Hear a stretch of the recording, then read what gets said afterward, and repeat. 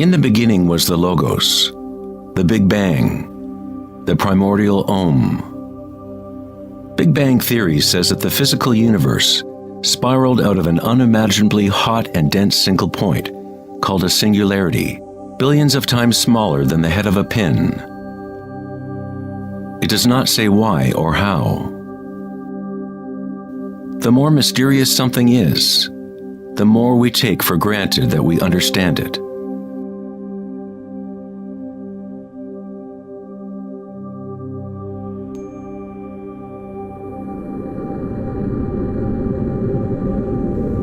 It was thought that eventually gravity would either slow the expansion or contract the universe in a big crunch. However, images from the Hubble Space Telescope show that the universe's expansion seems to be actually accelerating, expanding faster and faster as it grows out of the Big Bang. Somehow, there is more mass in the universe than physics predicted. To account for the missing mass, physicists now say that the universe consists of only 4% atomic matter, or what we consider normal matter. 23% of the universe is dark matter, and 73% is dark energy, what we previously thought of as empty space. It is like an invisible nervous system that runs throughout the universe, connecting all things.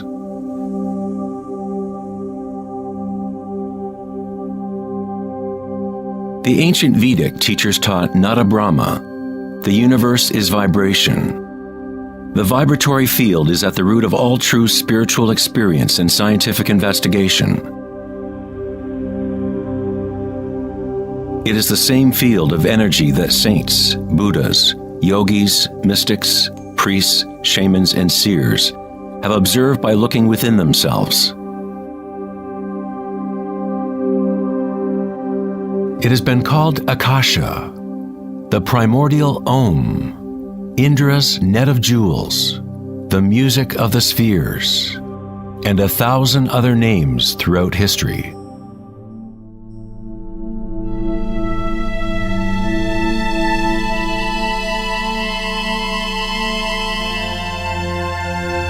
It is the common root of all religions.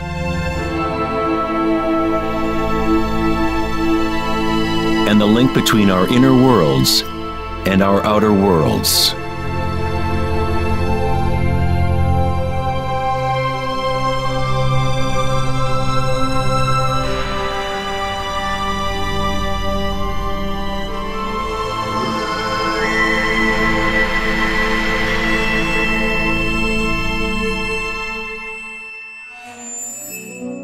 In Mahayana Buddhism in the 3rd century, they described a cosmology not unlike the most advanced physics of modern day. Indra's net of jewels is a metaphor used to describe a much older Vedic teaching, which illustrates the way the fabric of the universe is woven together. Indra, the king of the gods, gave birth to the sun and moves the winds and the waters. Imagine a spider web that extends into all dimensions. The web is made up of dewdrops, and every drop contains the reflection of all the other water drops.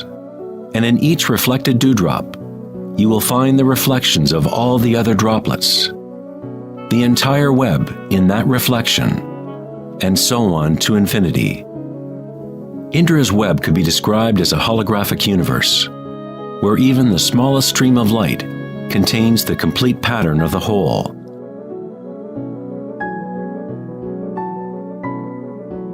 The Serbian-American scientist Nikola Tesla is sometimes referred to as the man who invented the 20th century. Tesla was responsible for discovering alternating current electricity and many other creations that are now part of everyday life. Because of his interest in the ancient Vedic traditions, Tesla was in a unique position to understand science through both an Eastern and Western model.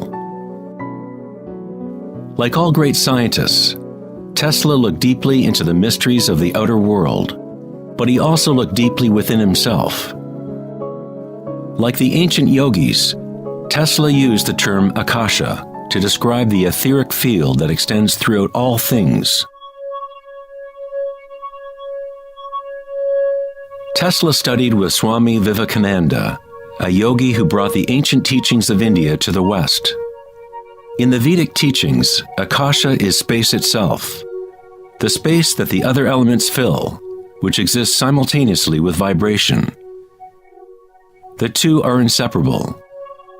Akasha is yin to prana's yang.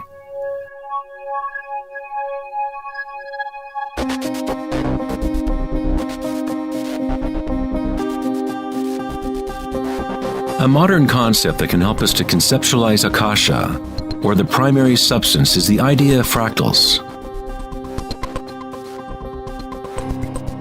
It wasn't until the 1980s that advances in computers allowed us to actually visualize and reproduce mathematically the patterns in nature.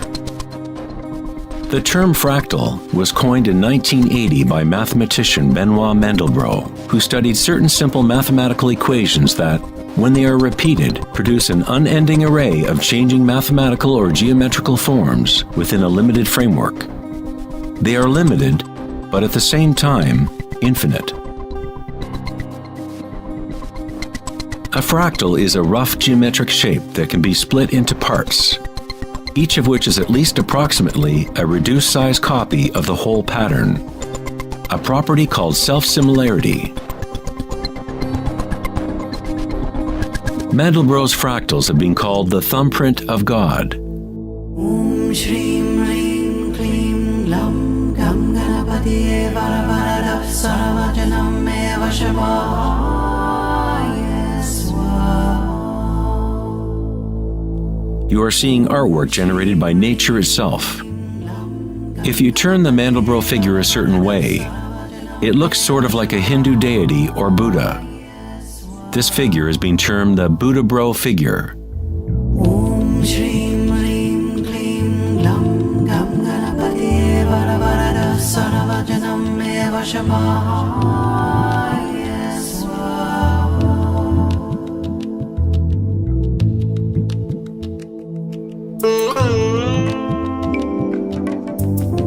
If you look at some forms of ancient art and architecture, you will see that humans have long associated beauty and the sacred with fractal patterns.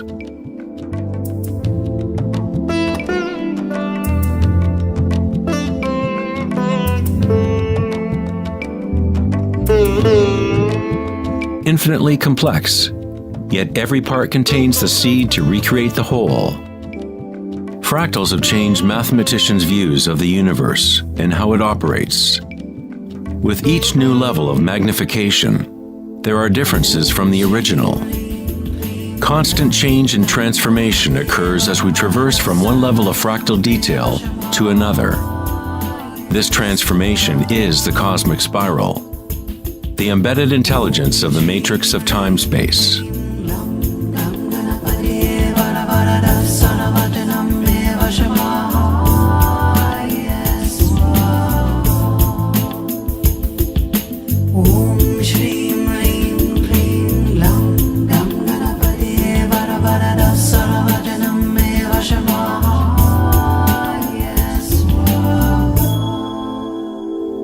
Fractals are inherently chaotic, full of noise and order.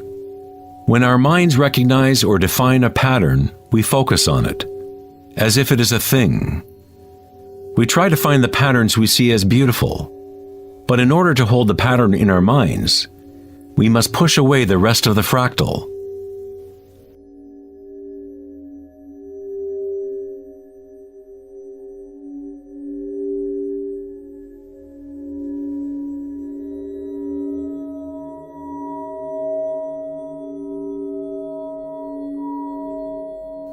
To comprehend a fractal with the senses is to limit its movement. All energy in the universe is neutral, timeless, dimensionless. Our own creativity and capacity for pattern recognition is the link between the microcosm and macrocosm, the timeless world of waves, and the solid world of things. Observation is an act of creation through limitations inherent in thinking. We are creating the illusion of solidity, of things by labeling, by naming. The philosopher Kierkegaard said, "If you name me, you negate me." By giving me a name, a label, you negate all of the other things I could possibly be. You lock the particle into being a thing by pinning it down, naming it. But at the same time, you are creating it, defining it to exist. Creativity is our highest nature. With the creation of things comes time, which is what creates the illusion of solidity.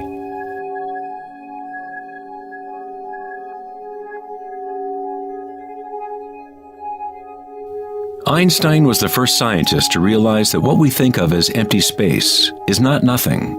It has properties. And intrinsic to the nature of space is nearly unfathomable amounts of energy. The renowned physicist Richard Feynman once said, "There is enough energy in a single cubic meter of space to boil all the oceans in the world."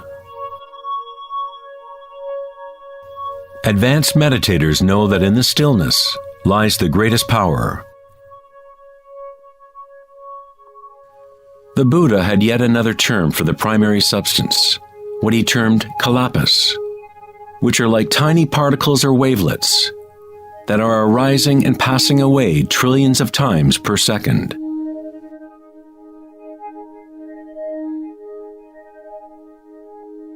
Reality is, in this sense, like a series of frames in a holographic film camera, moving quickly so as to create the illusion of continuity.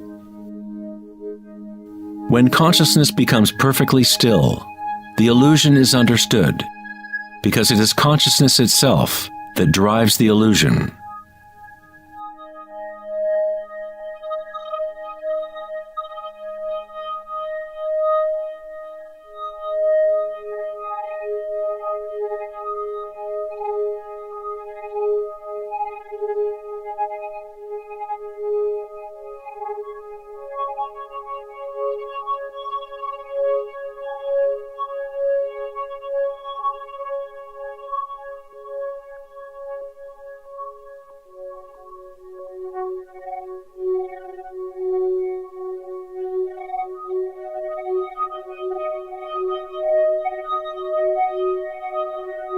In the ancient traditions of the East, it has been understood for thousands of years that all is vibration.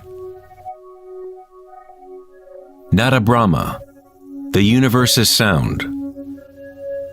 The word nada means sound or vibration, and Brahma is the name for God. Brahma simultaneously is the universe and is the creator. The artist and the art are inseparable. In the Upanishads, one of the oldest human records from ancient India, it is said, Brahma the creator, sitting on a lotus, opens his eyes, and a world comes into being. Brahma closes his eyes, and a world goes out of being. Ancient mystics, yogis, and seers have maintained that there is a field at the root level of consciousness. The Akashic field, or the Akashic records, where all information, all experience, past, present, and future, exists now and always. It is this field or matrix from which all things arise, from subatomic particles to galaxies, stars, planets, and all life.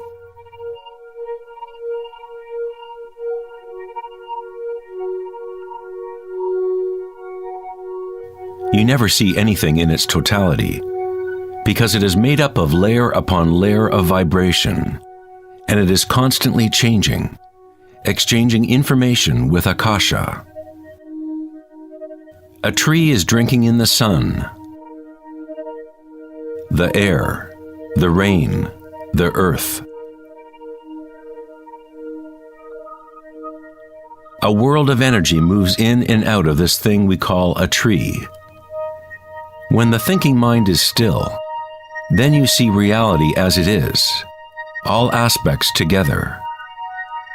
The tree and the sky and the earth, the rain and the stars are not separate. Life and death, self and other, are not separate, just as the mountain and the valley are inseparable. In the Native American and other indigenous traditions, it is said that everything has spirit, which is simply another way of saying everything is connected to the one vibratory source. There is one consciousness, one field, one force that moves through all. This field is not happening around you, it is happening through you, and happening as you. You are the you in universe. You are the eyes through which creation sees itself. When you wake from a dream, you realize that everything in the dream was you. You were creating it. So-called real life is no different. Everyone, everything is you.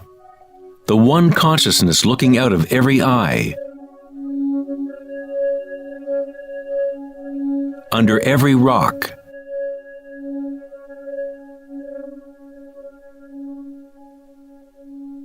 Within every particle.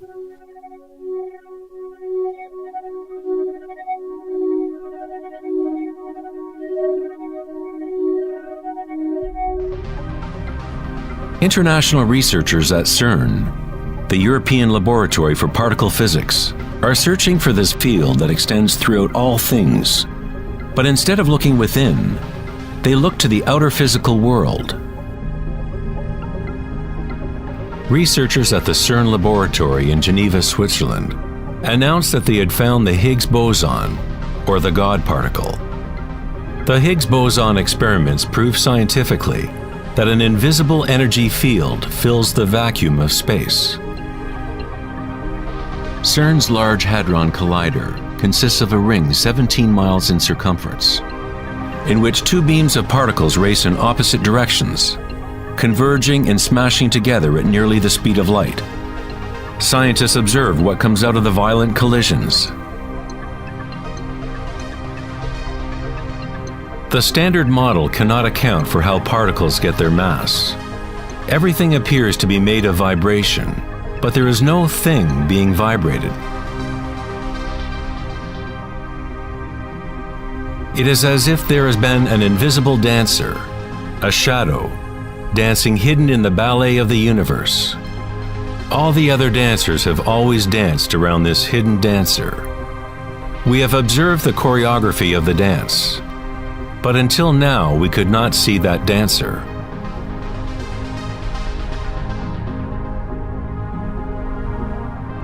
The so-called God particle, the properties of the base material of universe, the heart of all matter which would account for the unexplained mass and energy that drives the universe's expansion.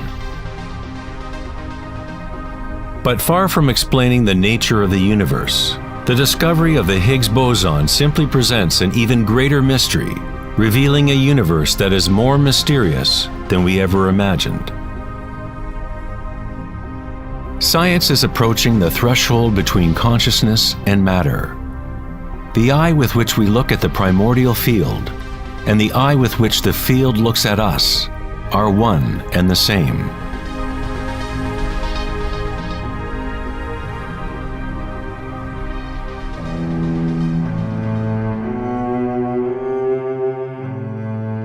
The German writer and luminary Wolfgang von Goethe said, "The wave is the primordial phenomenon which gave rise to the world." Cymatics is the study of visible sound. The word cymatics comes from the Greek root cyma, which means wave or vibration.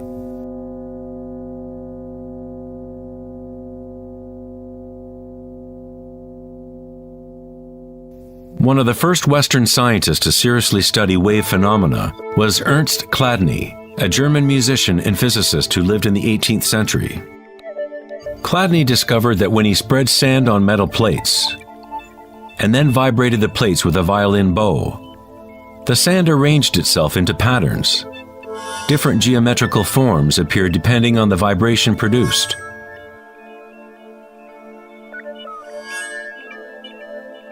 Chladni recorded an entire catalog of these shapes, and they are referred to as Chladni figures. Many of these patterns can be found throughout the natural world, such as the markings of the tortoise or the spot patterns of a leopard.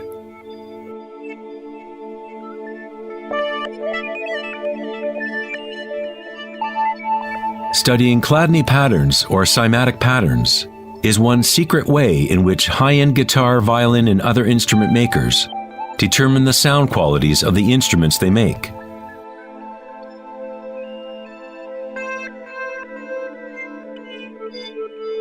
Hans Jenny expanded on Chladni's work in the 1960s. Using various fluids and electronic amplification to generate sound frequencies, and coined the term cymatics. If you run simple sine waves through a dish of water, you can see patterns in the water. Depending on the frequency of the wave, different ripple patterns will appear. The higher the frequency, the more complex the pattern. These forms are repeatable, not random. The more you observe, the more you start to see how vibration arranges matter into complex forms from simple repeating waves.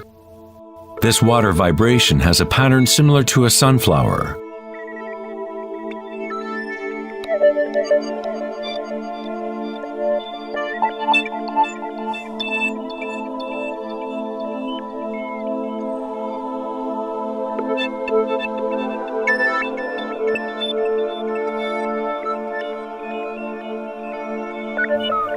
Simply by changing the sound frequency, we get a different pattern.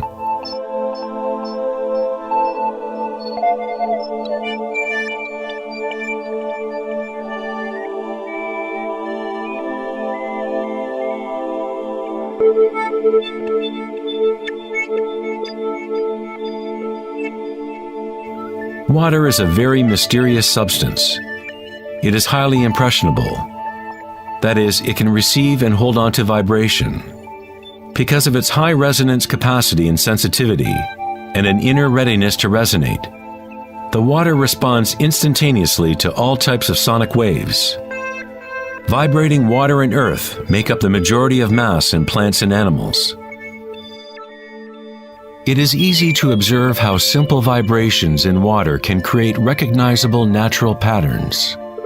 But as we add solids and increase the amplitude, things get even more interesting.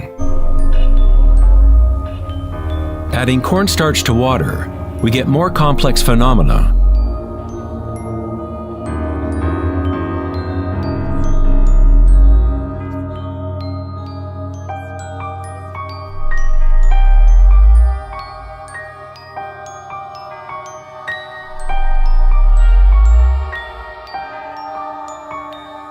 Perhaps the principles of life itself can be observed as vibrations move the cornstarch blob into what appears to be a moving organism.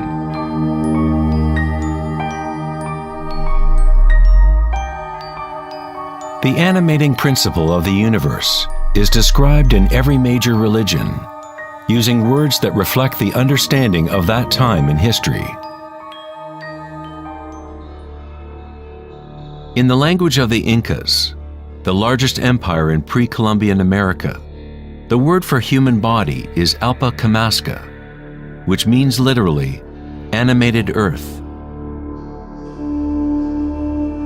In Kabbalah, or Jewish mysticism, they talk about the divine name of God, the name that cannot be spoken. It cannot be spoken because it is a vibration that is everywhere. It is all words, all matter. Everything is the sacred word.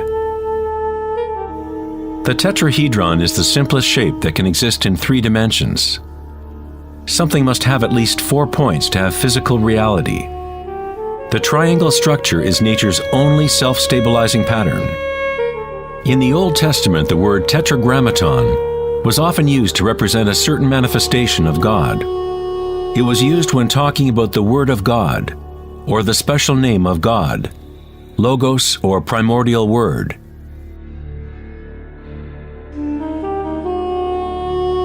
The ancient civilizations knew that at the root structure of the universe was the tetrahedral shape. Out of this shape, nature exhibits a fundamental drive toward equilibrium, Shiva, while it also has a fundamental drive towards change, Shakti.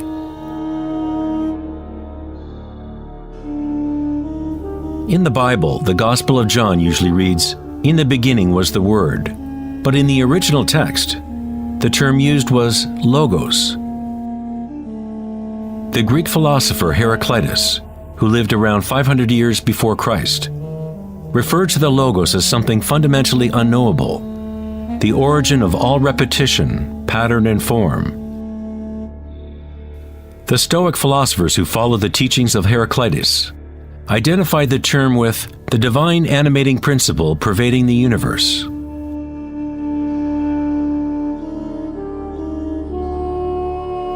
In Sufism, the Logos is everywhere and in all things. It is that out of which the unmanifest becomes manifest.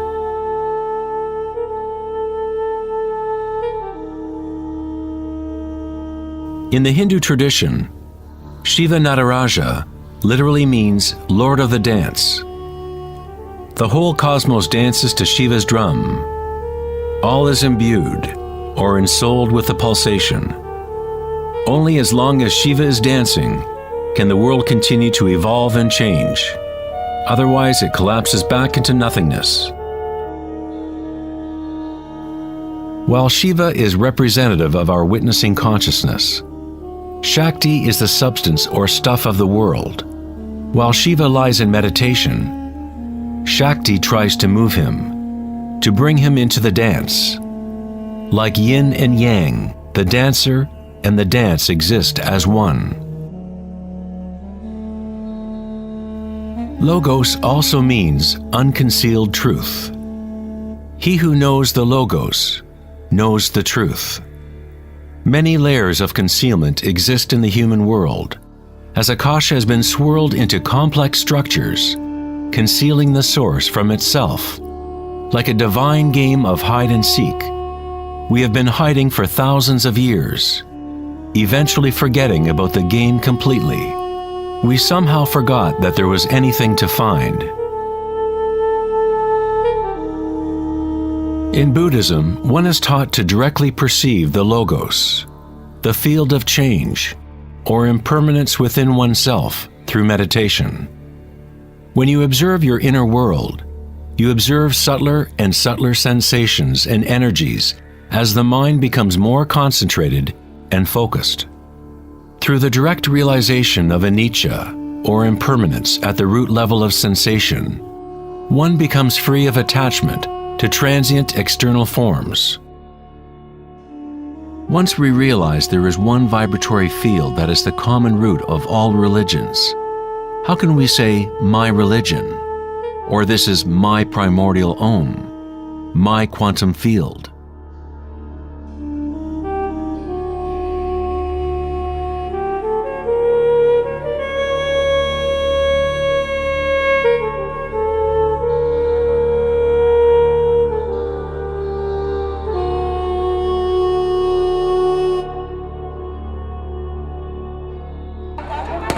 The true crisis in our world is not social, political, or economic. Our crisis is a crisis of consciousness, an inability to directly experience our true nature, an inability to recognize this nature in everyone and in all things.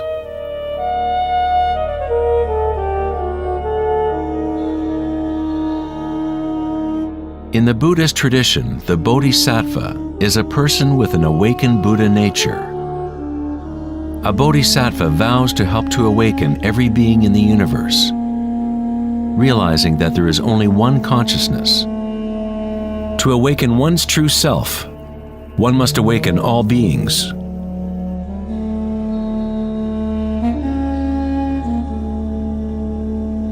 There are innumerable sentient beings in the universe.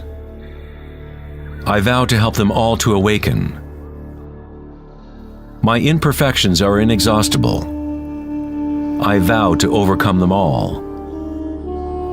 The Dharma is unknowable. I vow to know it. The way of awakening is unattainable. I vow to attain it.